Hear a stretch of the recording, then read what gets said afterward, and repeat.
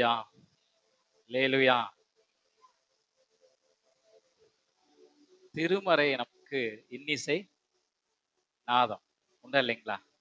எல்லாருக்கும் வேத வசனத்தை கேட்கிற எல்லாருக்கும் அது இன்னிசையாக இனிமையாக வேத சொற்றது தேனிலும் தேன் குட்டிலும் தெளிதேனிலும் மதுரமுள்ளதமா இருக்கிறது.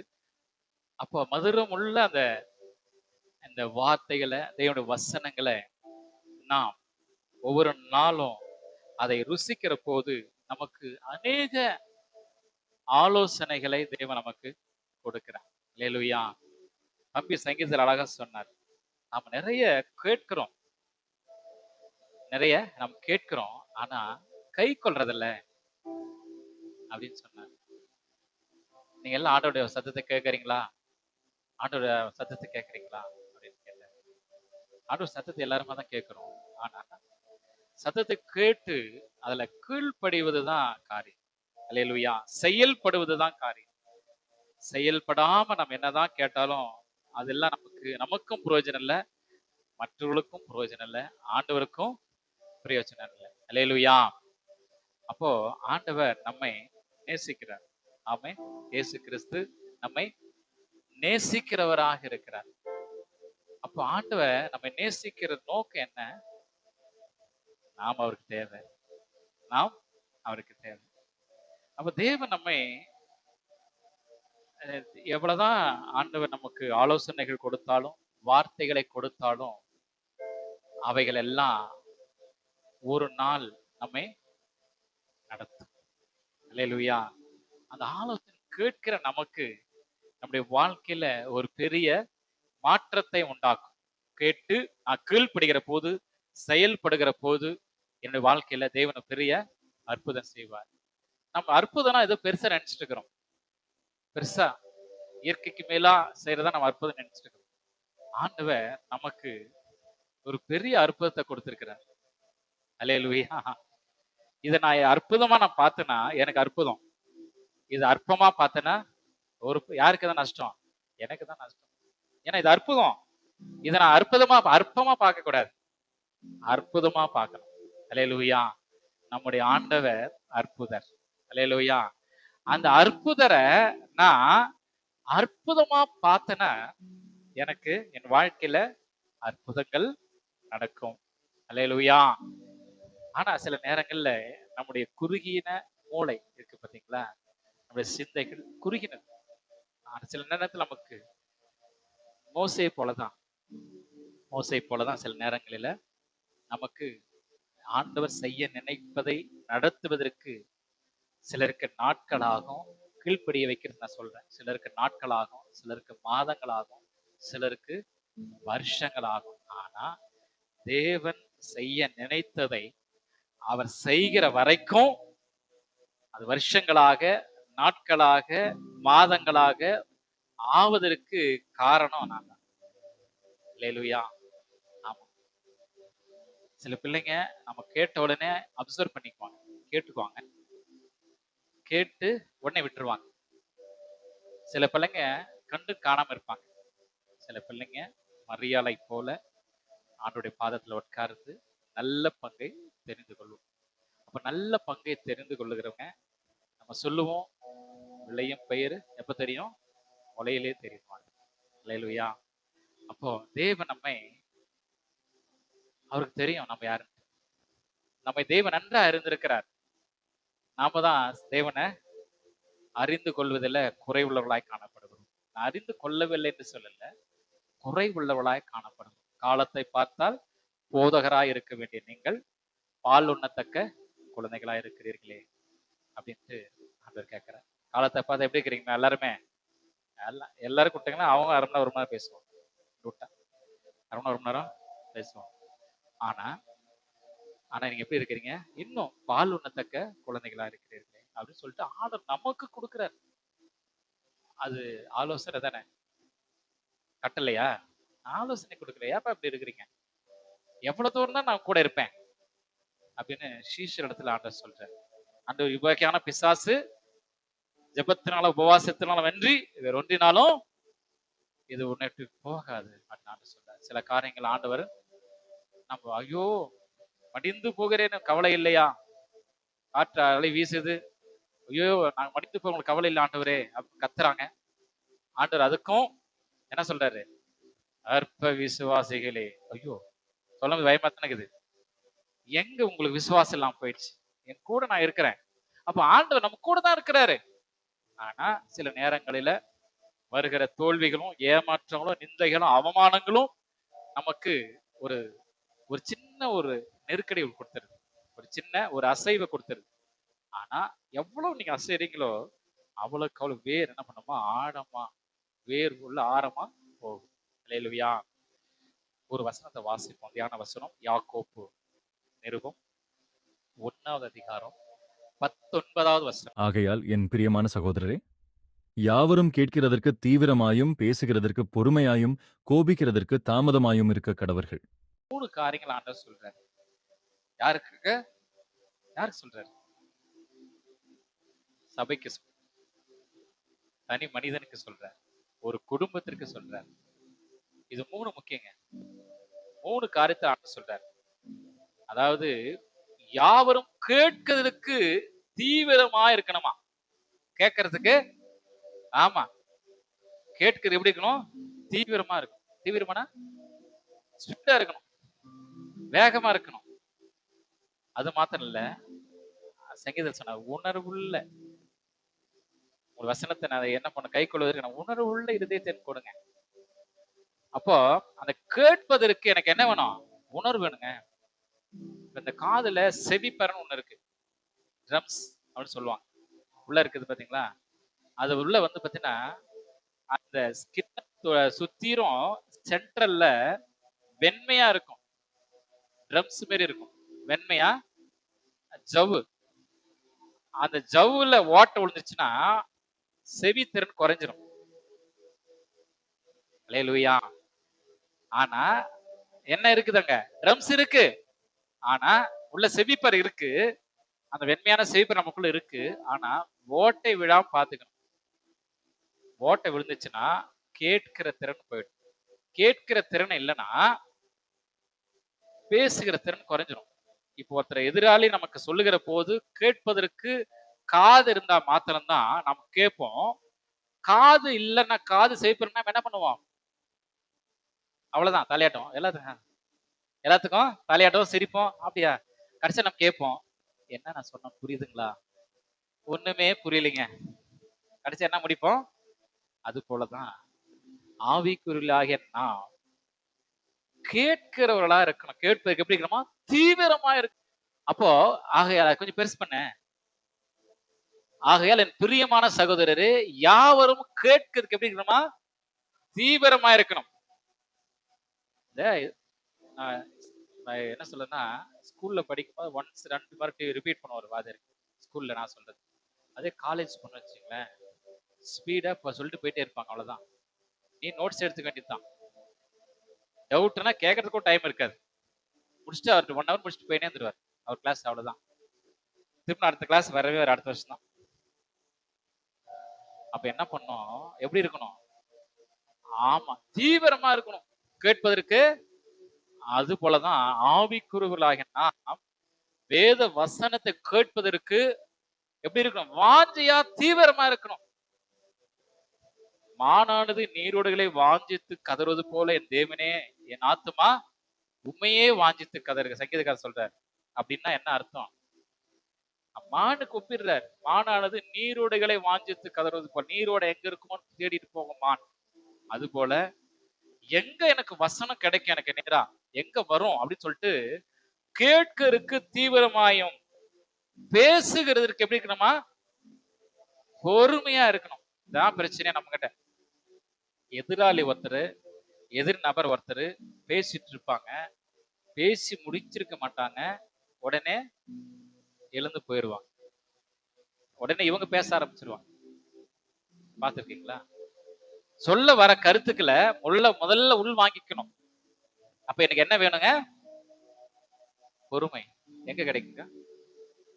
மாரிமக்கா, எங்க கிடைக்கும் பொறுமை? நானும் தானா தேடிட்டு இருக்கிறேன். பொறுமை ரொம்ப முக்கியம். ஆண்டவர் அதற்கு அவர் வாழ்ந்து காமிச்சார். வாயை திறவாம இருந்தார். மயிர் கத்திருக்கிற ஆட்டை போல அமைதியா இருந்தாராம். யார் அது? சாந்த சொரூபி. அப்போ நான் பேசுகிறதற்கு பொறுமையா இருக்கணும். நம்மகிட்ட அதான் பிரச்சனை. பேசுறதுக்கு பொறுமை ரொம்ப முக்கியம். ஒரு எதிரவங்க சொல்ற வார்த்தைகளை கேட்கிற அவங்க சொல்லி முடிக்கிற வரைக்கும் நான் அமைதியா இருக்கணும். அதுக்குள்ளேயே ஒரு இன்ஸ்ட்ரக்ஷன் கொடுத்துடக்கூடாது. உடனே நாமளே வெட்டி வெட்டி வெட்டி என்ன பண்ணிடுவோம், அவ்வளவுதான், கீழே சாய்ச்சிரும். அவங்க அடுத்து யாரும் சொல்ல வருவாங்கன்னு நினைக்கிறீங்க? வாய்ப்பே இல்லை. அப்போ நான் பேசுறதுக்கு பொறுமையா இருக்கணும். ஏன்னா ரொம்ப முக்கியங்க. நம்ம அந்த பேசுகிற வார்த்தை என்பது ரொம்ப முக்கியம்.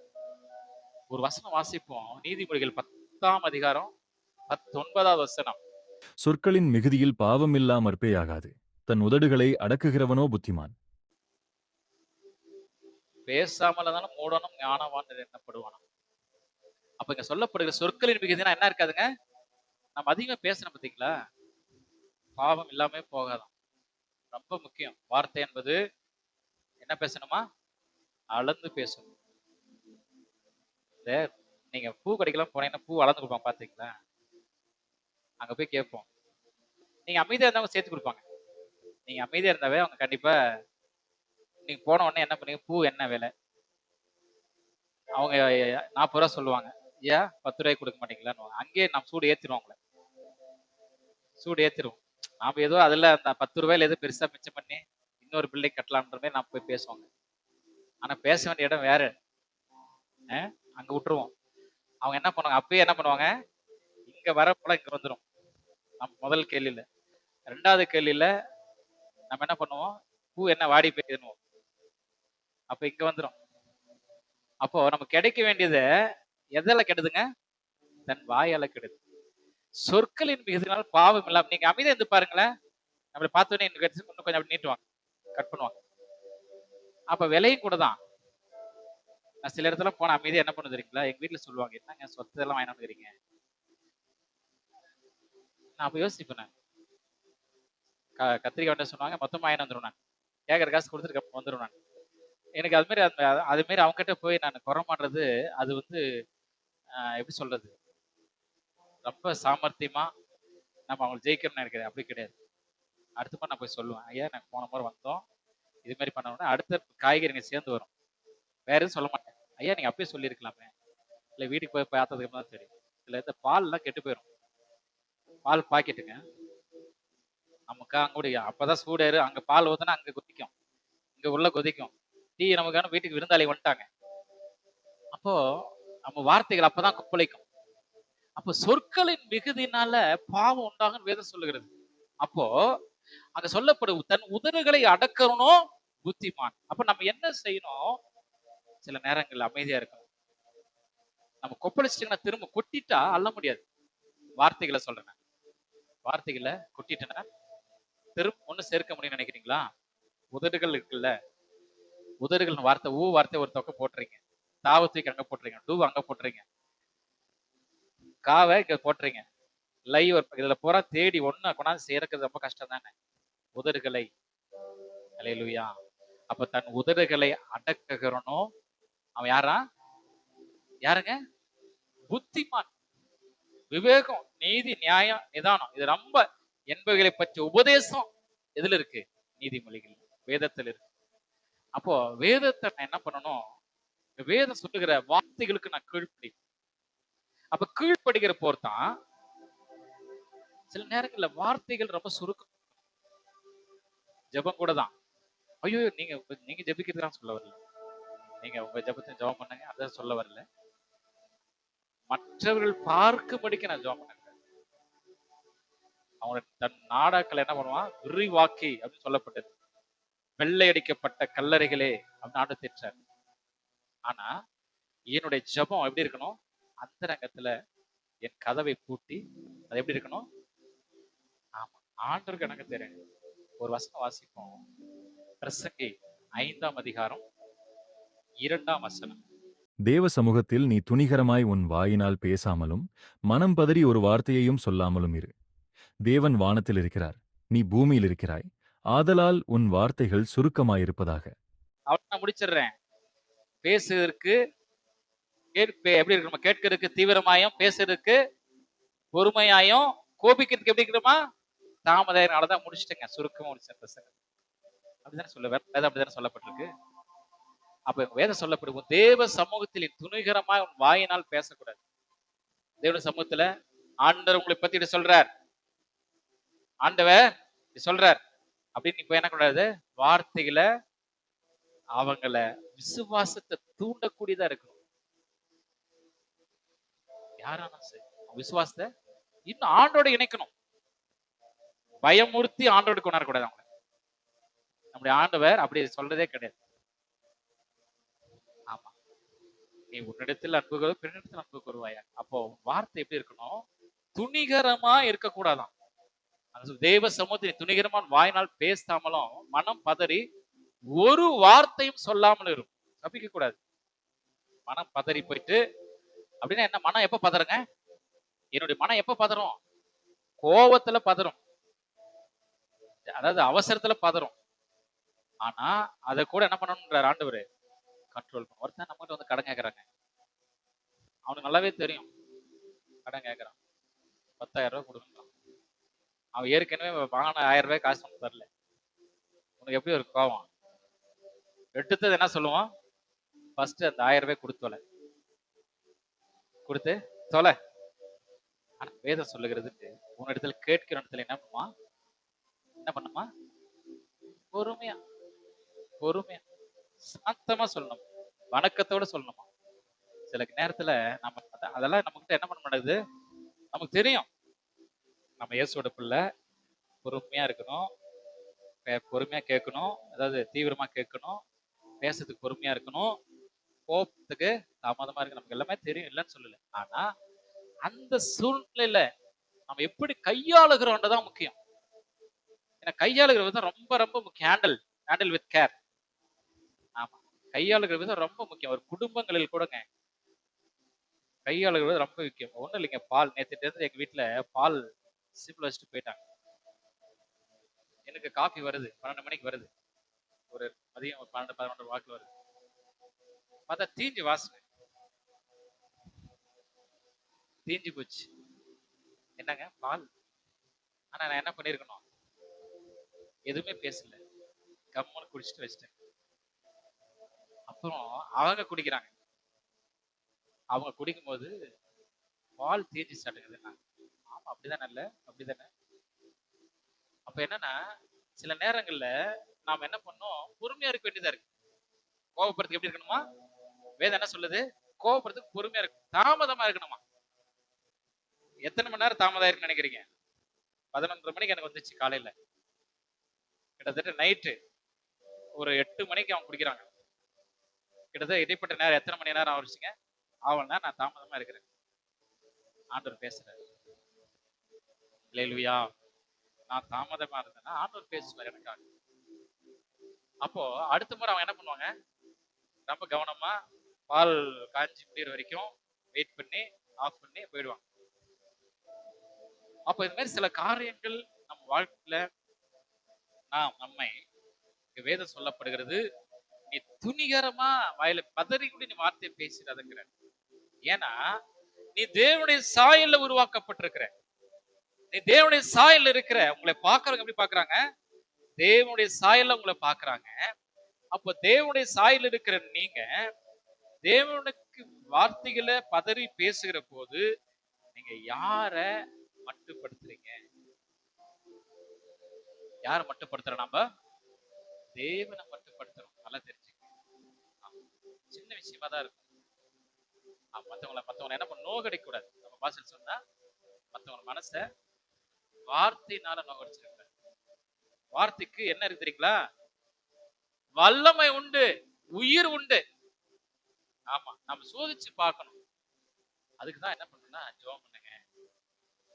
இன்னைக்கு ஜெபம் பண்ண ஆண்டவர் ஒன்று சொல்லுவார், இன்னைக்கு நீ இதெல்லாம் பேசணும்பா. அப்ப என்னை சுத்திகரிப்பார். என் பாத்திரத்தை கழுவும் போது கழுவுறதுக்கு என் பாத்திரத்தை என்ன பண்ணும்? சமையலறையில போடணும் என் பாத்திரத்தை. அப்ப போடுகிற போதுதான் என் ஆண்டவர் கழுவும் போது சொல்லுவார், ஐயோ ஐயோ ஆண்டவர் இவ்வளவு இருக்கா எனக்குள்ள, நான் இதெல்லாம் பேசுறேன்னா, ஐயோ சாரி ஆண்டவர் மன்னிக்க, போய் அவங்ககிட்ட போய் மன்னிப்பு கேளு. ஆண்டவர் கேட்பாரு, மன்னிப்பு கேட்க சொல்லுவார். இதை நீ செய்யாம முடிட்ட, இதை நீ போய் செய். அப்ப எப்போ ஆண்டவரிடத்துல நம்ம இன்னும் அப்படி நம்ம சுத்திகரிக்கிற போது, அந்த பாத்திரம் சுத்திகரிச்ச பிறகு அந்த பாத்திரம் எப்படி இருக்கும்? பல பலனும் இருக்கும். பார்க்கறதுக்கு எப்படி இருக்கும்? ஐயோ இதுல ஒரு தண்ணி ஒரு சொம்பு ஊத்தலாம், அடுப்புல வைக்கலாம், சமையல பண்ணலாம் தோணும். அல்லேலூயா. அப்ப கையாளுகிற விதம் ரொம்ப கவனம். ரொம்ப ஹேண்டில் வித் கேர் சொன்னேன். ரொம்ப கையாளுகிற விதம் ரொம்ப கவனமா இருக்கணும். வேதம் அதை தான் நமக்கு சொல்லப்படுகிறது. நீ கேட்கிறதுக்கு தீவிரமாயும் பேசுகிறதுக்கு பொறுமையாய் கோபிக்கிறதுக்கு தாமதமாயிருக்கு. இந்த 3 காரியங்க இங்க சொல்லப்படுகிறது பிரசங்கில. மனம் பதவி ஒரு வார்த்தையும் சொல்லாமல் தேவன் வானத்தில் இருக்கிறார் அப்படின்னு என்ன அர்த்தம்? தேவன் வானத்தில் இருக்க என்ன அர்த்தங்க? என்ன ஆண்டவர் பார்த்துட்டு இருக்கிறார், என்ன ஆண்டவர் பார்த்துட்டு இருக்கிறார். ஆகையினால நீ பூமியில் இருக்கிற, நீ கீழே இருக்கிற, அவர் மேல இருக்கிறார். அவர் மேலானவர், நீ கீழானவன். புரியுதுங்களா? அதான் அது அர்த்தம். அவர் எஜமான், நான் வேலைக்காரன். அவர் எஜமான், நான் வேலைக்காரன். அந்த எண்ணம் எனக்குள்ள இருக்கணும். அப்படி இருக்கிற போது ஆதலால் உன் வார்த்தைகள் எப்படி இருக்கணுமா? சுருக்கமா இருக்கணும். ஒருத்தருக்கு நம்ம அறிவுரை சொல்ல போயிட்டு நம்ம போச்சு பிச்சு உதறக்கூடாது. அறிவுரைன்ற பேர்ல போயிட்டு நல்லா வச்சு என்ன பண்ணக்கூடாது? அறுத்து அப்படியே காலை தள்ளி தள்ளி உதறி எடுத்து வச்சிருது. அப்படிலாம் இருக்கக்கூடாது அப்படின்னு ஆண்டவர் நமக்கு சொல்றாரு. நமக்கு அப்ப அதெல்லாம் வார்த்தைகள் சுருக்கமா இருப்பதாக அப்படின்னு என்ன அர்த்தம்? மென்மையா இருக்கணும்னு அர்த்தம். அல்லேலூயா. ஆமா, சின்ன வார்த்தையை சொன்னாலும் அவர்களுக்கு சிலர்லாம் அதிகமா பேச மாட்டாங்க. நம்மளும் படபடன்னு பேசிடுவோம். சில நேரத்தில் நானும் சில நேரத்தில் என்னன்னா வார்த்தைகளை தவறி பேசும் நாட்களை உண்டு. ஆனா அதுக்காக நான் நிறைய முறை ஆண்டவர்கிட்ட மன்னிப்பு கேட்டு சம்பந்தப்பட்ட நபரிடத்திலையும் நான் மன்னிப்பு கேட்டிருக்கிறேன். ஆமா. அப்ப அது மன்னிப்பு கேட்கிற போது நமக்கு ஒரு இதா கடினமா இருந்தாலும் அதை கேட்டவர்களுக்கு பார்த்தீங்களா, சொன்ன போது அவங்க கேட்டவர்கள் மிகவும் சந்தோஷப்படுத்த சில எல்லாம் கண் கலங்கி இருக்கிறாங்க. ஆகையினால அப்ப அது புரியாது. ஏன்னா ஆண்டவரே நம்மளை மன்னிச்சிருக்கிறார். நானே பெரிய கடங்கிறேன், நம் மற்றவர்களை மன்னிப்பதற்கு ஏமாத்திரம். ஆகையினால நம்முடைய வார்த்தைகள் எப்படி இருக்கணுமா? சுருக்கமா இருக்கணும். ஆமே, சுருக்கமா இருக்கணும். இந்த 3 காரியங்களும் நம்ம வாழ்க்கையில நம்ம கேட்கறதுக்கு தீவிரமா இருக்கணும், பேசுகிறதுக்கு பொறுமையா இருக்கணும், கோபிக்கிறதுக்கு தாமதமா இருக்கணும். இது எல்லாமே நமக்கு உல்டாவாயிடும். அதனாலதான் பிரச்சனை காரணம். நம்ம குடும்பங்களில் ஆகட்டும், சபைகளில் ஆகட்டும், தனி வாழ்க்கையில் ஆகட்டும், இது 3ம் இடம் மாறிச்சுன்னா நம்முடைய ஆவி ஆத்ம சரீரம் மாறிடும். நீங்க கணக்கு போட்டு பாருங்களேன். கேட்கறதுக்கு ரொம்ப மெதுவாக இருக்கு. தீவிரத்துக்கு ஆப்போசிட் என்னங்க? ரொம்ப மெதுவா, வேகம் குறைவா இருக்கும். எப்படி இருக்கு? பேசுகிறதுக்கு தீவிரமா இருந்தா எப்படி இருக்கும்? பேசுறதுக்கு ஆமா வேகமா இருந்தா என்ன ஆகும்? பேசுறது வேகமா இருந்தா அழப்பழப்பா அவன் என்ன பண்ண அப்படியே கொல்லுமே டக்கு டக்குன்னு வெட்டிக்கிறான். எண்ணெயில போட்ட பலகாரம் எண்ணெயில போட்ட பலகாரம் என்ன பண்ணுங்க? என்ன பண்ணும்? துள்ளும். புரியுதுங்களா? இல்லை ஒண்ணும் இல்லைங்க. நீங்க அந்த அடுப்பு இருக்குங்களா, அந்த தோசை சட்டி, அது மேல போய் தண்ணி தெளிச்சு பாருங்க, புறப்புற சத்தம் வரும். என்ன ஆகும்? சத்தம் நமக்கு கேட்கறது கஷ்டமா இருக்கும். அது நிக்கிற வரைக்கும் நமக்கு கஷ்டமா தான் இருக்கும். அது போலதான் பேசுறதுக்கு எப்படி இருக்கக்கூடாதான்? தீவிரமா இருக்கக்கூடாது, வேகமா இருக்கக்கூடாது. கோபிக்கிறதுக்கு உடனே கோபப்பட்டா என்ன ஆகும்? இது மோசே என்ன பண்றாருன்னா, ஆண்டவர் சமூகத்திலிருந்து காத்திருந்து 10 கட்டளையில் உள்ள கற்பனையில 2 கற்பனை கொண்டு வர்றாரு, வடிச்சிடறாரு, கோபப்பட்டு வடிச்சிடறாரு. அதே கோபம் ஆண்டருக்கு வந்து என்ன இருக்கும்? நாம இருந்திருக்க மாட்டோம். நம்ம சந்ததி இருந்திருக்கும்னு நினைக்கிறீங்க? ஒரே வார்த்தை எல்லாம் பசுமாயிட்டு. புரியுதுங்களா? ஆண்டவர் அந்த பொறுமை ரொம்ப முக்கியம். கோபப்படுறதுல கூட ரொம்ப நிதானம் இருக்கணுமா. நிறைய வீடுகள் இல்ல கோபம்னால என்ன தெரியுங்களா? மனைவியை பிடிச்சு அடிச்சிடறாங்க. மனைவி அடி தாங்க முடியாம எத்தனை நாளைக்குப்பா அவங்க அடி வாங்க? அம்மா வீட்டுக்கு போறாங்க. அம்மா வீட்டுக்கு போனது இவர் 2 நாள் கவனிப்பார். 3வது நாள் சாப்பாடு அங்க இல்ல. இவர் செய்யணும். அப்ப இவருடைய நிலைமை யோசனை பார்க்கணும். அப்பதான் இவருக்கு உணர்வுடைய கொஞ்சம் கொஞ்சமா வரும். அப்புறம் சைடுல யாருன்னா அப்படி சொல்லிடுவார், இது மாதிரி ஆயிப்போச்சு, கொஞ்சம் நீங்க பேசுங்க. ஏன்னா இவர் பேசிட்டார், பேசி அடிச்சு நொறுக்கிட்டார். அதை சரி பண்றதுக்கு ஒரு கூட்டம் போகும். ஒருத்தர் பேசி வேலை ஆகல, இன்னொரு கூட்டம் போகுது, வேலை ஆகல. அப்புறம் குற்றம் கொஞ்ச நாள் ஆகின பிறகு திரும்ப ஒரு கூட்டத்தை அனுப்புவாங்க. இது நடக்கிற விஷயத்தை நான் சொல்றேன். இதுக்கு காரணம் என்ன தெரியுங்களா? கோபம். ஆமா, அதற்கு முன்னிற்கத்தக்கவன் யார்? கோபத்துக்கு முன்னிற்கத்தக்கவர் யார்? அப்படி வேதம் அந்த கோபத்தினால் வருகிற விளைவு என்பது ரொம்ப கொடூரமானது. ஆமா, நாவும் நெருப்பு தானா? நாவும் நெருப்பு தான். கேள சொல்றாரு, நாவும் நெருப்பு தான். அது என்ன பண்றது? அநீதி நிறைந்த உலகம். அநீதி நிறைந்த உலகம். நாவில் அவ்வளவு வல்லமை இருக்கு. என்ன சொன்னது போல வார்த்தை என்பது வல்லமை உள்ளது. ஒரு வார்த்தைனால, கோபத்துல பேசுற ஒரு வார்த்தை சில எல்லாம் வருஷ கணக்கா பிரிந்திருக்கிற குடும்பங்கள் உண்டு. ஒரு வார்த்தையினால். இப்படி சொன்னதுக்கு அர்த்தம் சொல்லுங்க. எப்படி இவருக்கு சொல்லலாம்? அப்போ ஒரே வார்த்தை நஷ்டம் யாருக்கு? ஒட்டுமொத்த குடும்பத்திற்கு. ஒரு தனி மனிதனுடைய வார்த்தையினால, கோபத்தினால தன் குடும்பம், பின் சந்ததிகள் எல்லாமே பாதிக்கும். அல்லேலூயா. அதனாலதான் ஆண்டவர் சொல்றாரு, எனக்கு பிரியமா ஆகையால் என் பிரியமான சகோதரரை யாவரும் கேட்கிறதுக்கு தீவிரமாயும், பேசுகிறதற்கு பொறுமையாயும், கோபிக்கிறதுக்கு தாமதாயும். கோபப்படுறது, வேகமா கோபப்பட்டா என்ன ஆகும்? நான் சொன்னேன் இல்லையா, ஒரே தான். ஆண்டவர் சொன்ன ஒரே விஷயம், சிலுவையில் அறையப்படுறார், இயேசு கிறிஸ்து அறையப்படுறாங்க. தேவனான உன்னையே ரட்சித்துக் கொள்ளுங்க என்ன பண்ணாங்க சொல்றாங்க. அதெல்லாம் காதலே வாங்கிக்கல. தேவனானா நீ ஏப்பா நீ தேவனா கேக்குறாங்க. காரி துப்புறாங்க. ஆண்டவர் என்ன பண்ண தெரியுங்களா? இந்த 3 காரியங்களை செய்தார். அல்லேலூயா. 3 காரியங்கள் செய்ததுனாலதான் சிலுவை எனக்கு கிடைச்சது. சிலுவை மூலமா எனக்கு மீட்பு கிடைச்சது, ரட்சிப்பு எனக்கு கிடைச்சது, விடுதலை எனக்கு கிடைச்சது. அந்த அன்பு என்ன பண்ணது? எனக்கு கிடைச்சிருக்கு. அவருடைய அன்பு எனக்குள்ள இல்லைன்னா, அந்த அன்பு என்ன பண்ண, மனுஷனுடைய அன்பெல்லாம் குறைவானது. ஆமா, தேவனுடைய அன்பு எனக்குள்ள வருகிற போதுதான் அந்த குறைவானது எல்லாம் ஒளிஞ்சு போகும். ஏன்னா நிறைவானவர் எனக்குள்ள வரணும். ஏன்னா நான் குறைவல்லவன். அப்ப நிறைவானவர் எனக்குள்ள வருகிற போது குறைவானால ஒளிந்து போயிடும். அல்லேலூயா. அப்போ நான் சொன்ன ஒரே காரியம் தான். ஆண்டவர் ஒரு நிமிஷம், ஒரே ஒரு செகண்ட் கோவப்பட்டு அக்னி இறக்கி இருப்பார். ஆமா, ஆனா என்ன பண்ணாரு? அமைதியா இருந்தார், சாந்த சுரபியா இருந்தார். ஒரு வசனம் வாசிப்போம். அதாவது மத்திய எழுதின சுவிசேஷம் 5:5. சாந்த குணமுள்ளவர்கள் பாக்கியவான்கள், அவர்கள் பூமியை சுதந்தரித்துக் கொள்வார்கள். பூமியை சுதந்தித்துக் கொள்வார்கள்.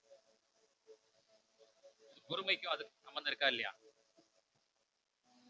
அதுக்கு மேல சாந்த என்பது பொறுமைக்கு மேல. இந்த 3 கட்டத்தையும் தாண்டி நிற்கிறவங்களுக்கு தான் அது கிடைக்கும். ஆனா ஆண்டவர் சாந்த குணமுள்ளவர்கள் பாக்கியவான்கள், அவர்கள் பூமியை சுதந்திரிப்பார்கள். நமக்கு எல்லாருக்குமே காந்தி தெரியும், மகாத்மா காந்தி. ஆமா, அவர் செய்த ஒரே விஷயம் இந்த வசனம் தான்.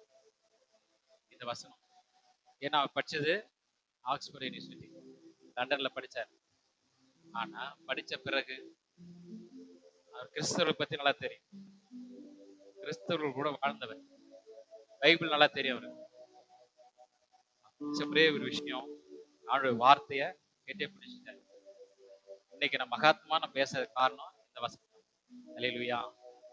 அப்போ ஒரு மனிதனுடைய வாழ்க்கையில தேவன் செய்வாரானால், ரட்சிக்கப்பட்டு மனம் திரும்பி ஆண்டவருக்காக வைராகியமா நிற்கிற நமக்கு ஆண்டவர் செய்வாரா, செய்ய மாட்டாரா? இதை விட அதிகமா செய்வார். அல்லேலூயா. அதனாலதான் சொல்றாரு, நீங்க கேட்கறதுக்கு தீவிரமாயும், பேசுகிறதுக்கு பொறுமையாயும், கோபிக்கிறதுக்கு தாமதமாய். ஒண்ணும் இல்லைங்க, வீட்டுல ஒரு சண்டை வருது. நீங்க எதிர்த்து எந்த வார்த்தையும் பேசாம அமைதியா இருந்து பாருங்க. தானாவே அந்த தீ அணைஞ்சு போயிடும். கட்டையை இழுத்துருங்க வெளியே. நெருப்புல இருந்த கட்டைய சிம்ல வச்சிருங்க. ஆஃப் பண்ணிரு, முடிஞ்சது. எந்த சேதாரம் இல்ல. பிரசாந்த் சிரிக்கிறார். இது நீங்க முன்னையே சொல்லக்கூடாதா? ஏன்னா இவ்வளவு நாள் சொல்றீங்களா? அழகா சொன்னார், உண்மைதான். என் மனைவியை நான் இன்னும் ரோஷினி புரிஞ்சுக்க முடியலன்னு சொல்றாரு. அவன் 40 வருஷம் ஆகுது, அவங்களே இன்னும் புரிஞ்சுக்காம இருக்கிறாங்க. நீ சாதாரணமா ஏதோ, ஏன்னா இப்பதானே வர, நான் சந்தோஷமா இருந்தேன்னாரு. ஏன் இப்ப சந்தோஷமா இல்லையா? குடும்பம் என்கிற சுமையை ஆண்டவர் கொடுத்திருக்கிறார். குடும்பமா இணையறதுதான் தேவன் விரும்புகிற காரியம். அப்போ குடும்பத்துல வருகிற போது எவ்வளவு சந்தோஷம். என் பிள்ளை பேர் சாதாரணம் கிடைச்சிருமா? ஆமா, உனக்கு குடும்பம் என்கிற புருஷன் எனக்கு அங்கீகாரத்தை மனைவிதான் உங்களுக்கு கொடுத்திருக்கிறாங்க. நீ குடும்பமா இணையலனா நீ தனி நபர் தான், தனி மரம் தோப்பாக, இல்லையா? அப்போ நான் இவ்வளவு நாள் சந்தோஷமா இருந்தேனா, இது என்ன புரிஞ்சுக்கவே முடியல. எனக்கு ஆச்சரியமாச்சு. 25 வருஷமா என்னாலே முடியல, நீ எப்படிப்பா புரிஞ்சுக்க முடியும்? எவ்வளவு விஷயம். ஆமா, சகிக்கணும். புரிதல் என்பது ரொம்ப வருஷங்கள் ஆகும். சிலர்லாம் வயதானவர்கள் இருக்காங்க. வயது ததுமின பிறகு அவர்கள் படுகிற வேதனை கொஞ்சம் இல்லை. இவர் பாக்கெட்ல காசு இருக்கும், இவர் மேசி வச்சு கம்பீரமா வெளியே உட்காந்துருப்பார். இந்த அம்மாவுக்கு காசு இருக்காது, தன் பிள்ளைகளிடத்துல கேட்க முடியாது. அந்த அம்மாவுடைய அந்த நிர்பந்தமான ஒரு செலவுக்கு, எங்கேயோ ஒரு வேலைக்கு ஏதோ வாங்கணும், ஒரு பொருள் வாங்கணும், இல்ல ஒரு ஹாஸ்பிட்டல் செலவு, ஏதோ தன் பிள்ளைகளை எதிர்பார்க்க ஒரு சூழ்நிலை. கணவரிடத்துல போய் கேட்க முடியாது, உனக்கு என்னத்துக்கு காசு இருக்குது இல்ல போய் சாப்பிடும். அப்போ அங்க என்ன பண்ணாங்க, அவங்க அவமானப்படுத்தப்படுறாங்க. அங்க புரிதல் எத்தனை வருஷம், 40-50 வருஷம் ஆகி போச்சு, அவர்களுடைய புரிதல் வரல. அப்ப இது வருஷங்கள் ஆகும். புரிதல் என்பது ஒரு நிமிஷத்துல முடிகிற விஷயம். ஏன்னா புரிதல் என்பது, எல்லாருமே சிரிக்கிறீங்க, எல்லாரும் வாழ்க்கையில வரும். நீங்க விட்டு கொடுத்து பாருங்க. விட்டு கொடுக்கதான். எவ்வளவு நாளைக்கு நீ கேட்பீங்க, எவ்வளவு நாளைக்கு நான் விட்டு கொடுக்கறது, நான் எவ்வளவு நாளைக்கு நான் பொறுமையாகிறது? ஒரே பதில் தான், சாகும் வரை. அல்லேலூயா. ஏன்னா இயேசு கிறிஸ்துவே மரண பரியந்து கீழ்ப்படிந்தவராய் தம்மை தாமே தாழ்த்தினாராம். நாம் ஏமாத்துறோம். அல்லேலூயா. ஏன்னா நம் குடும்பங்கள்ல இந்த விஷயங்கள் வரும். சின்ன சின்ன கோபங்கள், ஒரு சண்டைகள், ஒரு சின்ன ஒரு பிரிவினை, சரியான ஒரு புரிதல் இல்லாதனால நம்ம குடும்பம் சில நேரங்கள் வரும். ஆனா நீங்க விட்டு கொடுங்க, எப்பயுமே கெட்டு போனதில்லை. நீங்க யார் கர்த்தருக்காக விட்டு கொடுங்க, அவர் உங்களுக்கு என்ன பண்ணது இருக்குல்ல, சமாதானத்தை உண்டு பண்ணுவார். ஆமா, சமாதானம். ஏன்னா சமாதானம் பண்ணுகிறவர்கள் பாக்கியவான்கள், அவர்கள் தேவனுடைய புத்திரர் என்னப்படுவார்களாம். சாதாரண இல்ல, தேவனுடைய பிள்ளைகள். நீங்க ஒரு கலெக்டரோட பிள்ளை, ஒரு எம்எல்ஏட பிள்ளை, ஒரு எம்பி பிள்ளை, ஒரு மினிஸ்டரோட பிள்ளை அப்படின்னா உங்களுக்கு அப்படியே காலர் தூக்கிட்டு நடப்பாங்க. அதெல்லாம் கிடையாது. நீங்க இயேசுவோட பிள்ளை. அல்லேலூயா. அண்ட சராசரங்களை படைத்த தேவ, வானம் எனக்கு சிங்காசனம், பூமி எனக்கு பாதபடி. தேவன் வானத்தில் இருக்கிறாராம், நீ பூமியில இருக்கிறன்றார். அப்போ ஆண்டவர் நம்ம எங்க வச்சிருக்கிற, நம்மள அவருடைய பிள்ளைகளா வச்சிருக்கிறார். ஆண்டவர் கண்கள் நம்மளை பார்த்து கொண்டு இருக்கிறது. நமக்கு என்னது தேவை என்று தெரியும். ஆகினாதான் சொல்றாரு, நீ பேசுகிறதுக்கு கேட்கறதுக்கு, அதாவது கேட்கறதுக்கு தீவிரமாயும், பேசுறதுக்கு பொறுமையாயும், கோபிக்கிறதுக்கு தாமதமாயிருக்கிறார். ஒரு வசனம் வாசிப்போம். ரோமர் எழுதின நிருபம் 12ஆம் அதிகாரம் 12வது வசனம். நம்பிக்கையிலே சந்தோஷமாயிருங்கள், உபத்திரவத்திலே பொறுமையாயிருங்கள், ஜெபத்திலே உறுதியாய் தரித்திருங்கள். இந்த வசனம் அக்கா ராணிகாவுக்கு ரொம்ப பிடிக்கும். கிட்டத்தட்ட ஒரு 15-18 வருஷத்துக்கு முன்ன ஆண்டவர் அவங்க கூட பேசின வார்த்தை இருக்குமாக்கா. 18 வருஷமா. அப்போ நம்பிக்கையிலே சந்தோஷமாயிருங்கள், உபத்திரவத்திலே பொறுமையாயிருங்கள், ஜெபத்திலே உறுதியாய் தரித்திருங்கள். உபத்திரவத்தில் மத்தியில் தான் பொறுமை வேணும். ரொம்ப கஷ்டம், ரொம்ப உபத்திரவம், பாடுகள். ஒரு வாய் பிதட்டலையே யோபு. உபத்திரவங்க, நான் படலாம் உபத்திரம் கிடையாது. யோபு என்ன பண்ணாரு, உபத்திரவத்துல பொறுமையா இருந்தார். ஒரு வார்த்தையுமே சொல்லல அவர். யோபு எழுதின புத்தகம் 1ஆம் அதிகாரம் கடைசி வசனம் வாசிங்களா. இவை எல்லாவற்றிலும் பாவம் செய்யவும் இல்லை, தேவனை பற்றி குறை சொல்லவும் இல்லை. உபத்திரத்து மத்தியில நம்ம என்ன பண்ணுவோம்? குறை சொல்லுவோம். நான் ஃபெயில் ஆயிட்டேன், நல்லா தான் எழுதினேன், சரி அவர் திருத்தணும், சரியா திருத்தல. அப்பா ஒரு முறை இன்னொரு டைம் எக்ஸாம் ரீ டெஸ்ட் ஒன்று பண்ணட்டுமா? போட்டுமா? போடுப்பா. அப்பாவும் பிள்ளை சேர்ந்துன்னு போடு. திரும்பி பார்த்தா அதோட மார்க் கம்மியா வருது. அப்போ தன்னுடைய குற்றத்தை உணர்ந்து கொள்றதில்ல யாருமே. ஆனா யோபு உபத்திரவத்துல குறை சொல்லவே இல்லை ஆண்டவர். ஆமா, ஆண்டவர் குறை சொல்லவே கிடையாது. தேவனை ஒரு நாள் தூஷிக்கவே கிடையாது. உபத்திரம்னா கொஞ்சம் இல்ல. நம்ம வாசல் சொன்னா கொட்டாங்கச்சி எடுத்து கீறிக்கணும். கொப்பளம், உடம்பெல்லாம் கொப்பளம். கொஞ்ச நேரம் இருக்க முடியாது. வெயில் பட்டா எரியும், அரிப்பா எடுக்கும், தீரினே கொட்டாங்கச்சி எடுத்துன்னு பக்கம் வந்து நிக்கிறதுக்கு நாத்தம் அடிக்கும். ஆமா, துர்நாற்றம் வீசும், பக்கம் யாரும் வந்து உட்கார முடியாது. அதெல்லாம் பார்த்துட்டு தான் அவங்க மனைவி என்ன சொன்னாங்கன்னா, நீ விட்டுட்டு தேவனை தூசித்து ஜீவனை விடுப்பா, அதெல்லாம் காதலியே வாங்கிக்கலாம். ஓ பைத்தியக்காரி சொல்லிருப்பா, உனக்கு என்ன தெரியும் இப்போ. அது போலதான் இந்த 3 காரியங்கள் ஆண்டவர் நம்ம வாழ்க்கை உபத்திரவத்துல பொறுமையா இருக்கணும். நம்பிக்கையில எப்படி இருக்கணும்? சந்தோஷமா, ஜெபத்துல உறுதியா இருக்கு. சில நேரங்கள்ல ஆண்டவர் மேல நம்பிக்கை ரொம்ப முக்கியம் நமக்கு. ஆமா, நமக்கு செய்வார் எனக்கு நம்பிக்கையில நம்ம சந்தோஷமா இருக்கும். ஆண்டவர் பார்த்துப்பார். ஆபிரகாம் அப்படிதான் சொன்னார். தன் பையன்கிட்ட, எங்கப்பா ஆடு, வலிக்கு எங்க ஆடு அப்படின்னு தன் மகன் ஆபிரகாம் பையன் கேட்கிறான். சொல்றாரு, பருவங்கள் பார்த்து அவர் பார்த்துப்பாரு, ஆண்டவர் பார்த்துப்பார் அப்படின்னு சொல்லிட்டு போயிடுறாரு. ஒரு கெடா போய் மாட்டிருக்கும், அதை கூட்டின்னு வந்து இழுத்து வந்து பலி செலுத்திட்டு கிளம்புவான். அல்லேலூயா. சில நேரங்கள் நம்ம அறிவு கெட்டாது, தேவன் செய்ற அற்புதங்களை நம்ம அறிவு கெட்டாது. ஒரு வசனம் வாசிப்போம், பிரசங்கி 7:9 வசனம். உன் மனதில் சீக்கிரமாய் கோபம் கொள்ளாதே, மூடரின் நெஞ்சிலே கோபம் குடிகொள்ளும். அப்போ கோபம் இருக்கிற இடத்துல யாருதான் அவங்க? யாரு? மூடர்கள். ஆமா, உன் மனதில நீ சீக்கிரமா கோபம் கொள்ளக்கூடாதான். சட்டான ஒரே வெட்டு வெட்டிடக்கூடாது. அங்க அதெல்லாம் சார் கோபிக்கிறதுக்கு நீங்க தாமதமா இருன்றார். ஏன்னா கோபத்தினால ஒரு பெரிய நஷ்டங்கள் வரும். ஆமா, அதே நீங்க பொறுமையா இருந்து பாருங்க, சாந்தமா இருந்து பாருங்க. நீங்க கேக்குறீங்க பாத்தீங்க, கேள்வினாலே விசுவாசம் உண்டாகும் சொல்லப்பட்டது. இதே ரோமர் 10:17 வசனம். ஆதலால் விசுவாசம் கேள்வியினாலே வரும், கேள்வி தேவனுடைய வசனத்தினாலே வரும்.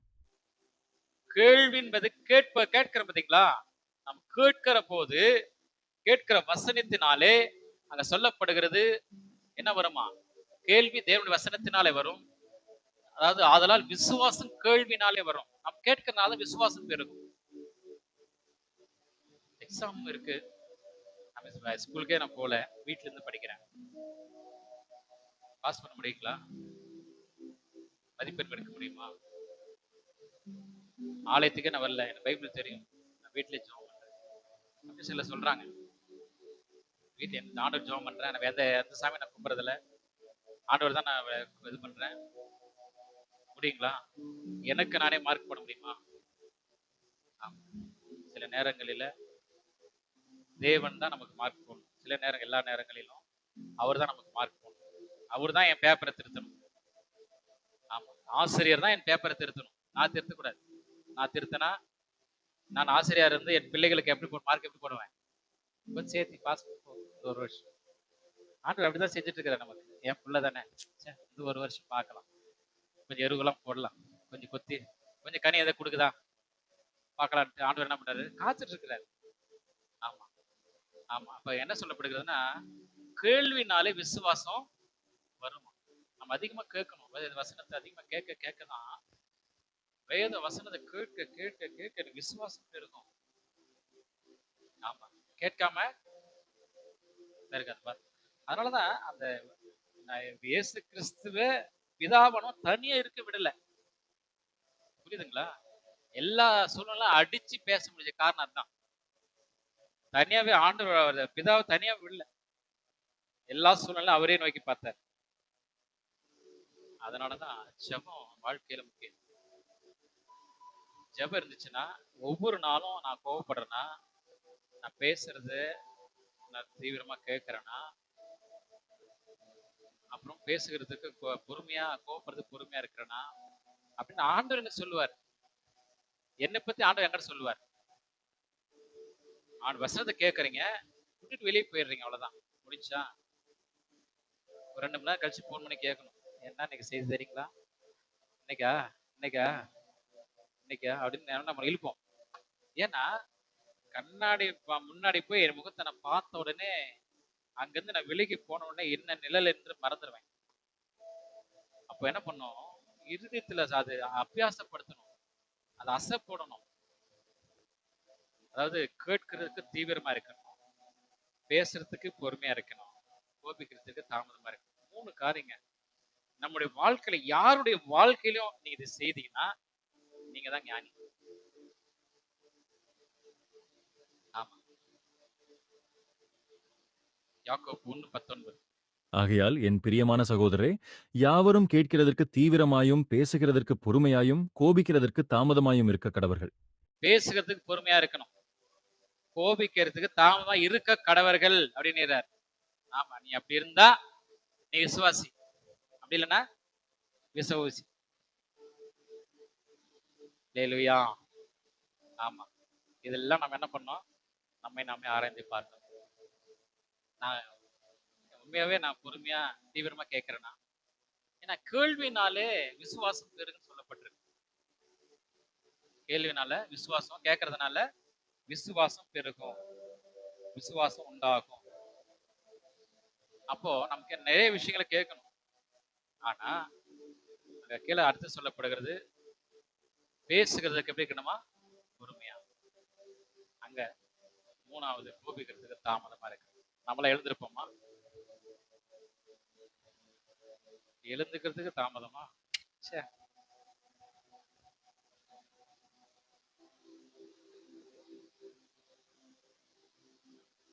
ஆண்டவர் நம்மளை எவ்வளவா நேசிக்கிறார் பாருங்க.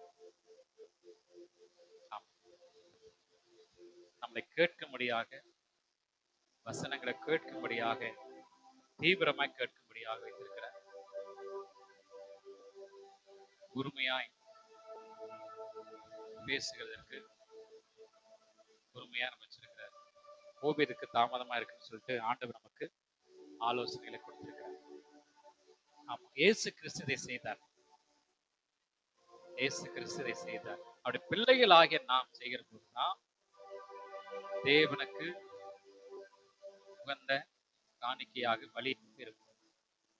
அப்ப இதுக்கு செய்ய வேண்டிய ஒரு விஷயம், நான் தேவனோட கூட சஞ்சரிக்கணும், தெய்வ சமூகத்துல காத்திருக்கணும், ஜெபிக்கணும். அப்பதான் நான் எங்க கோபப்படுறேன், நான் எங்க கேட்கிறேன், எங்க நான் பேசுறேன், எதை நான் பேசுறேன்.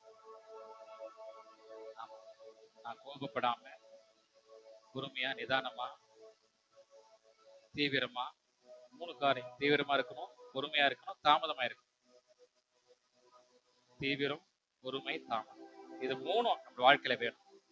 சிக்னல் விழுந்துருச்சு, நீ அந்த இடத்துல பொறுமையா இருக்குன்னு அவசியம் இல்லை.